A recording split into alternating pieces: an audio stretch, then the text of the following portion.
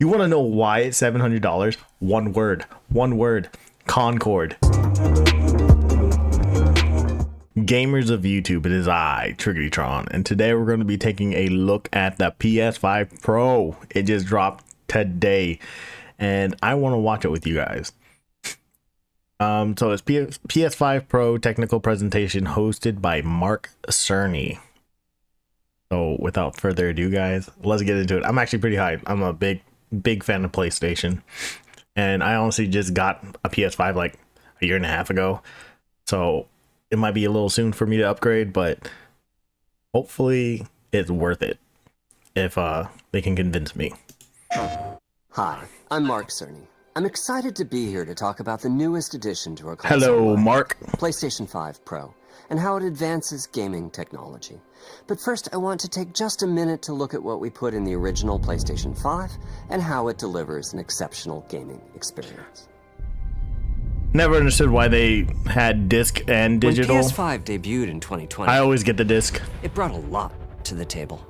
8 Zen 2 CPU cores form the brains of PlayStation God of 5 War. and enable high-speed complex gameplay, with character counts reaching into the hundreds. That is wild when you think about it. That can be as high as 120 frames a second. PS5 has a powerful RDNA 2 GPU, which can render anything from intricate details Of course. to fantastic worlds with vast panoramas to explore. Ray tracing allows for dramatic visual improvements, including reflections off of water or glass, and the realism that comes from real-time global illumination.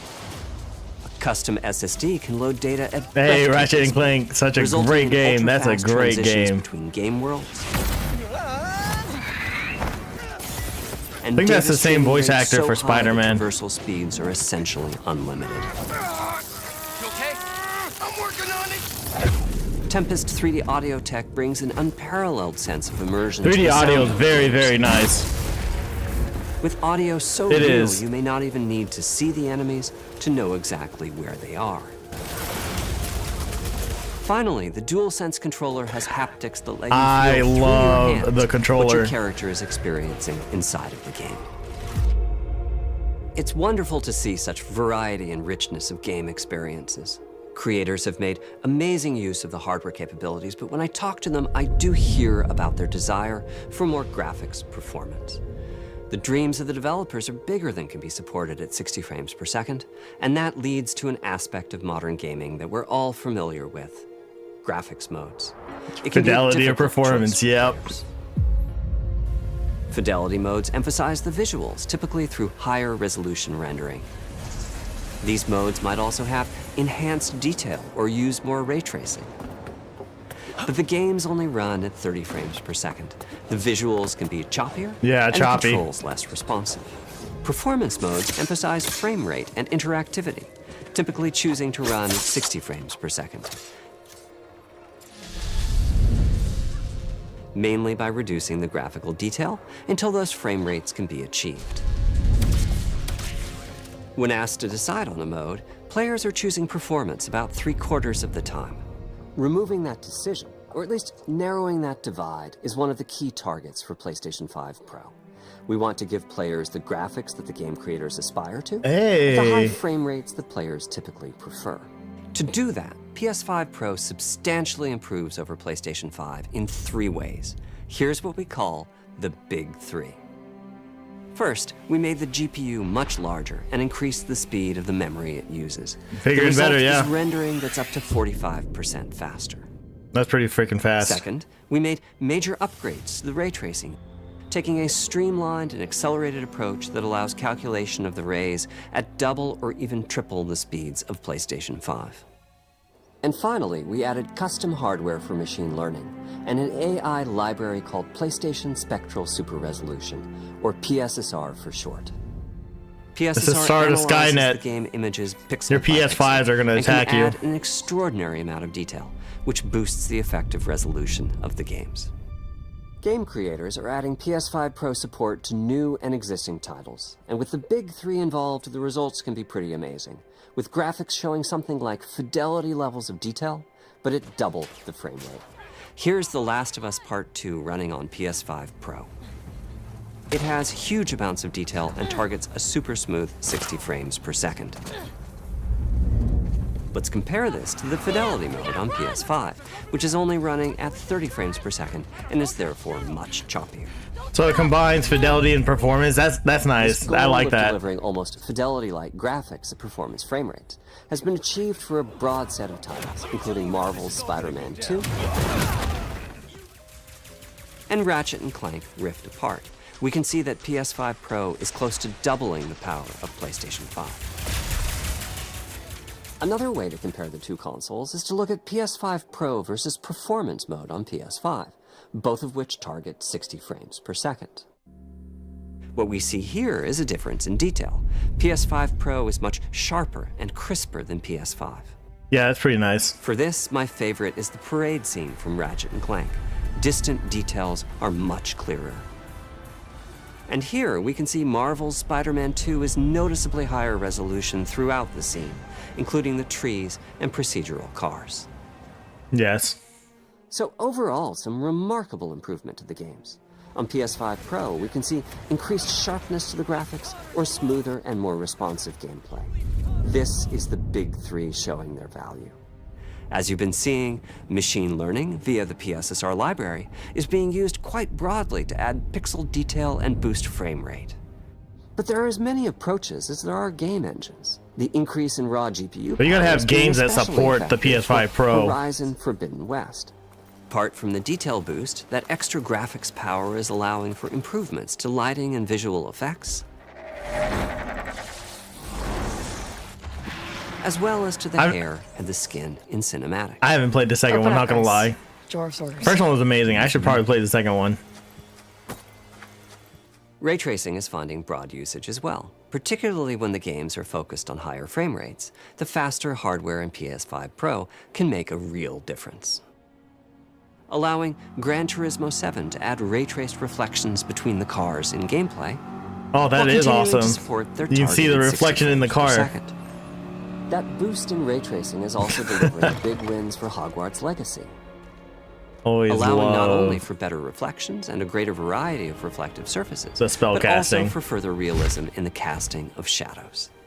Shadows. I hope you've enjoyed this run-through of the technology behind PlayStation 5 Pro. Simply put, it's the most powerful console we've ever built, and a worthy addition to the PS5 family. Let me wrap this up by giving you a quick look at a number of games running on the new console. Good job, Mark. Hey.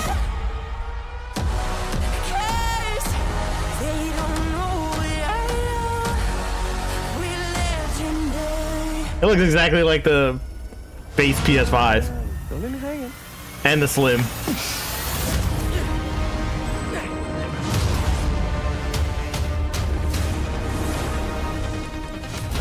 It does look good. Close your eyes. It'll be worth it. Okay. They did my boy Joel so dirty. Did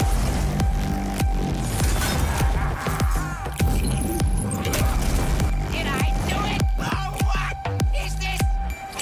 Oh, there. Yosuke.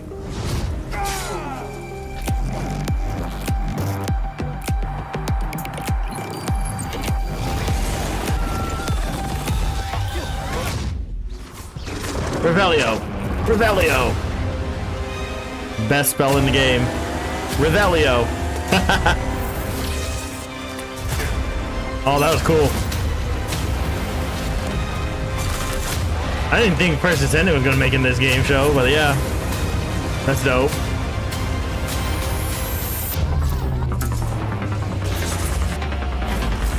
Hey. Vertical stand sold $700. What the hell? Hold on. $700? 700 freaking dollars? $700 for this? Vertical stand sold separately. All right, let's take a look. So I just bought my PlayStation 5 a year and a half ago for about $500, right? This is $700. Oh my god. Yeah, I get better like GPU, AI bullshit and whatnot, and you have 3 stripes here. My Slim has 1 stripe, so I'm only 2 away. But holy shit, $700. You want to know why it's $700? One word: Concord. Concord is why this PlayStation 5 Pro is $700. Holy crap! And is there a disc version, or is it all digital now? So are you saying that I can't buy a physical disc anymore? They're gonna phase this out. They're gonna phase out digital discs. If you want all this cool mumbo jumbo gadgetry and shit, you're not gonna be able to get physical discs anymore. Collector editions and shit like that, they're going bye-bye. Oh my god, at least it comes with the controller. But you know, the vertical stand is sold separately too. $700, you can't even get a vertical stand. Oh, I bet there's going to be outrage. I can't wait to get off of here and look at other people's reviews, because like they're probably going to tear a new one. Holy crap, $700 for like better graphics. You know what, I can stick with choosing between fidelity and performance. You know, it doesn't really matter to me that much. It did look awesome, you know, to have both at the same time, but I don't think that's I don't think that's gonna be worth it for $700 when I just got a PlayStation 5 like a year and a half ago. But you do have 3 new lines on the PlayStation. That means you're gonna spend about $300 more. Oh my god, because I'm pretty sure you can get a PlayStation 5 for like $400 now, and so $100 for each line. Wow, that is insane. What are your guys' thoughts? I really want to know. Please leave a comment down below and tell me what you think about the PlayStation 5 Pro. Will I be getting it? Probably not. I'm kind of poor. Not poor, but like I don't have $700 to spend on a console. Not like that. But I think if the price comes down to 500, maybe even 400, probably like 450, then I'd get it. But $700 is absolutely not. I don't even have the VR because they're like $500 pop. Yeah, let me know what your guys' thoughts are, and if you like this video, please leave a like and subscribe. Until then, I'll catch y'all on the flip side.